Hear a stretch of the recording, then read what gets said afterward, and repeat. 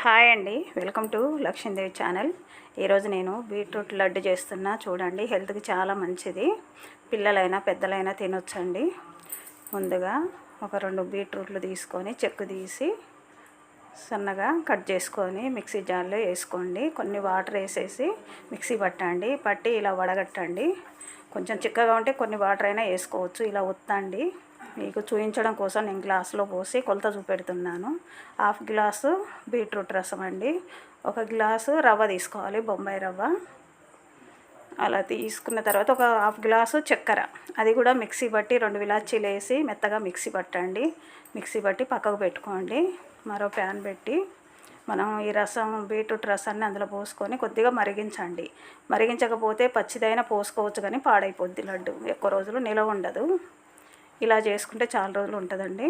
అదే ప్యాన్లో ఒక చెంచాడు నెయ్యి వేసుకొని అది బాదం పప్పు, జీడిపప్పులు, కిస్మిస్ ఏదన్నా వేసుకొని వేపుకొని పక్కకు పెట్టుకోండి.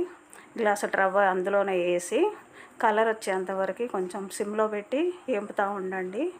కొంచెం కలర్ రావాలండి. కొంచెం రవ్వ వేపుతూ ఉంటే మంచి వాసన వస్తుందండి. అలా వచ్చేంతవరకు సిమ్లో పెట్టి వేపుతూ ఉండండి. వేగిన తర్వాత దాన్ని తీసి పక్కకు పెట్టుకోండి. పెట్టుకున్న తర్వాత మనం మరిగించిన బీట్రూట్ అందులో వేసి అలా కలపండి. మంచిగా రవ్వ మొత్తం కలిసిపోయేటట్టుగా కలుపుకోండి. కలుపుకున్న తర్వాత అది మొత్తం తెలుస్తుందండి. కలుపుతూ ఉంటే మనకు తడి ఎంతవరకు వస్తుందో. మనం పట్టింది అయితే మొత్తం సరిపోతుంది. 1 గ్లాస్ రవ్వకి 1/2 గ్లాసు బీట్రూట్ రసం సరిపోతుంది.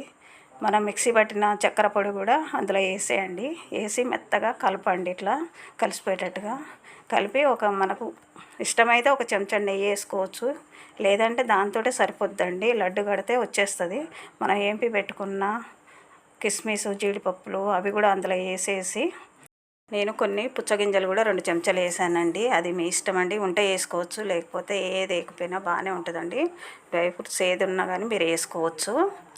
అలా వేసుకొని అది కూడా కలిపిన తర్వాత కొంచెం 2 చెంచాలు నేను పాలు వేసానండి. వేయకపోయినా లడ్డు వచ్చేస్తుంది. 1 చెంచాడు నెయ్యి వేసాను. అది కూడా ఇష్టం అండి. ఇష్టం లేకపోతే వేయకపోయినా బాధ లేదు. లడ్డు అయితే వస్తుంది. ఇలా గట్టిగా పిసకండి. పిసికిన తర్వాత లడ్డులాగా చేసుకోండి. కొంచెం గోరువెచ్చగానే ఉండాలండి లడ్డు కట్టేటప్పుడు. ఇలా కట్టేయండి. కట్టిన తర్వాత గుండ్రగా చేసుకోండి. అంతేనండి, ఎంతో రుచికరమైన బీట్రూట్ లడ్డు రెడీ అయిపోయిందండి. పిల్లలకైనా పెద్దలకైనా తింటే చాలా బాగుంటుందండి. బీట్రూట్ ఒంటికి చాలా మంచిదండి. పిల్లలైతే మనం కూర చేసినా కానీ, రసం మిక్సీ పట్టి జ్యూస్ లాగా ఇచ్చినా కానీ తాగరు కదండి. ఇలా లడ్డు చేసి పెట్టండి, ఇష్టంగా బాగా తింటారండి. పెద్దవాళ్ళకైనా చేసి పెట్టచ్చండి, బాగా ఇష్టంగా తింటారు. ఈ బీట్రూట్ లడ్డు 15 రోజులు నిల్వ ఉంటుందండి. మీకు నచ్చితే లైక్ చేయండి, షేర్ చేయండి. Thank you.